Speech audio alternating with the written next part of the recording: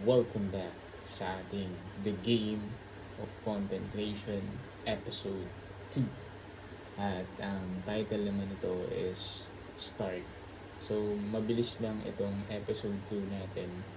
At kung napanood mo naman na yung unang video at kung hindi mo pa napapanood is panoorin mo muna yan. And we talk about intention dun sa nakaraang video. At shaping reality and syempre legacy. In today's episode, pag-uusapan naman natin is yung after ng intention, my friend, is start. Okay? Start kung ano yung meron ka right now. At syempre, naset mo na yung intention mo. Pagkatapos nun, okay, start mo na. O diba? Pumili ka ng platform mo, whether Reels, man yan sa Facebook, Instagram, TikTok, or YouTube, ganyan. Basta ang importante, mag-start ka. Diba? Hindi lang tayo puro intention lang. Kailangan, after mo maset yung intention mo, kailangan mong gawin yung smallest next step. Diba? Start mo mag-record, ganito, ganyan. Then after mo mag-record ng video mo, basta magsalita ka lang. At kung magsalita ka doon, imaginein mo na may kausap ka. Diba? Imaginein mo, paano ka ba makikipag-usap pag yung kaibigan mo, pinakamatalik na kaibigan yung kakausapin mo, diba? Like, okay, nag-share ka talaga ng napaka-genuine, which is napaka-importante na napaka-genuine mo. Okay?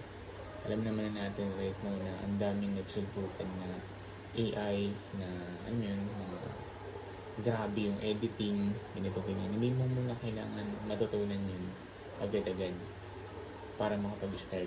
No? Don't overthink kung mag-start ka. Ang importante, naset mo yung intention mo. At after nun, just do it. Diba?